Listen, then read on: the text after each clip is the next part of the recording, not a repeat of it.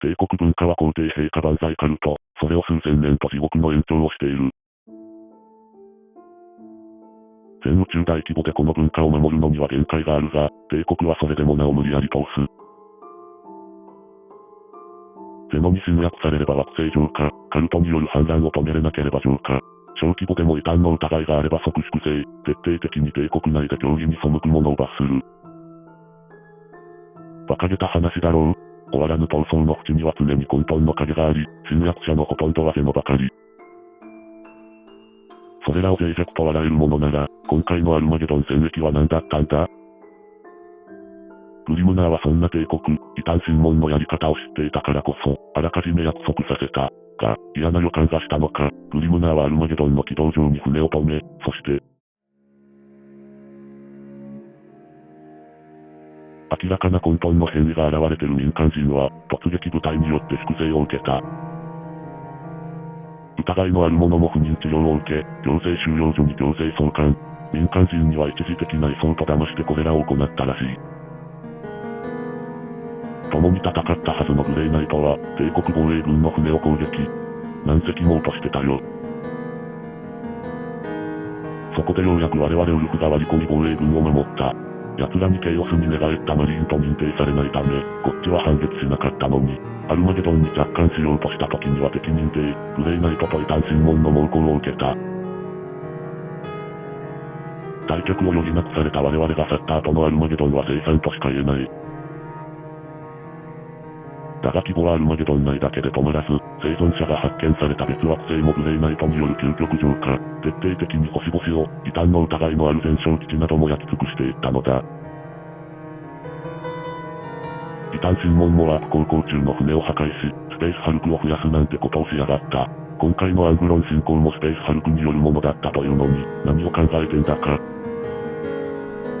馬鹿げてるが同じ皇帝陛下に使えるものだが、我々は生存者を異端審問から守り続けた。奴らから攻撃を受けようが耐えた、攻撃を使え、とにかく生存者を守った。結果、ウルフと異端審問の戦いは凍結し、ウルフによる生存者の退路を確保し、守り、異端審問側はアルマゲドン戦役の生存者の封じ込めが不可能になってしまった。数ヶ月の攻防の末、グレイナイトのグランドマスター、ジョロスが動く。中立中域でグリムナーと会談を求め、和解交渉を行うことを両者は合意した。にもかかわらず、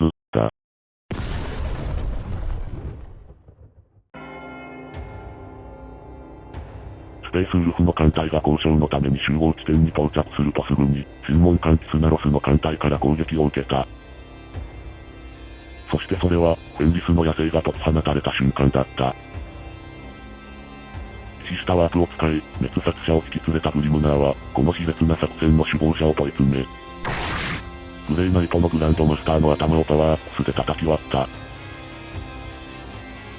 怒りの猛攻にキスナロスはウルフの凶暴性を恐れ、スペースウルフの撤退を許してしまった。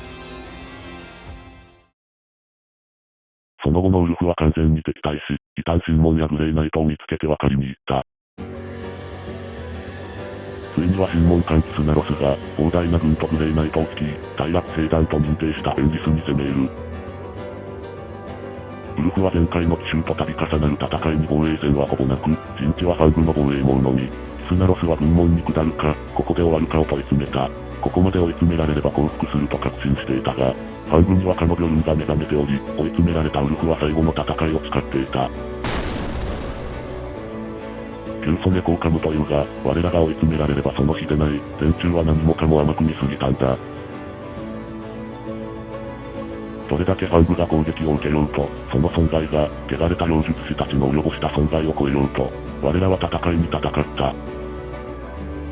劣勢の中、グリムナーをキスナロスの船にワープさせ、グレイナイトらの守備を抜け。キスナロスは、大老の残酷な見栄となった。キスナロスの死、消耗し合う両軍、収まらぬ怒りに続く戦いに、ビオルンはここまでだとウルフらに諭した。両者はなんとか合意し、異端審問らはフェンリスから立ち退き、戦いは終結した。以上が、第一次アルマゲドン戦役から帝国の内戦に至るまでの経緯だ。混沌だけじゃない、異端審問とマリーンが争ったなど、その後に伝えられるわけがない。その思いをよく理解し、口外することがどれだけ。どうしよう、予想の100倍やばかった。安易に聞いていい話違うよこれ。ウォーハンマーの中でもかなりの R 指定やん。てかバトルリーダーさんもやばい言うときながらめっちゃ話すのなんですか。後半感情入ってたしこっちから止められなかったよ。興味本位でヤーさんからアウトローな話聞いてしもたけど今日ってこんな気分かな。マジでどうしよう、本当に何も言えない。今だけ頭をルクになりたい。わー言うたら怒るかな。威圧しすぎだよ、怖い先生。久しぶりだな、話は聞いてる。姿形違うのに、君もわかるんだね。何しに来た？君に挨拶しに来たに決まってるだろう？だがあまりに偏った話をしてるからさ。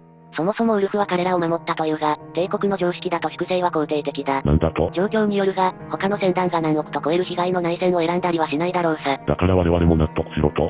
いやね、我が子を海に沈めたり、領地奪い合いで内戦して育ってる人らがなんで善玉扱いなのかなって。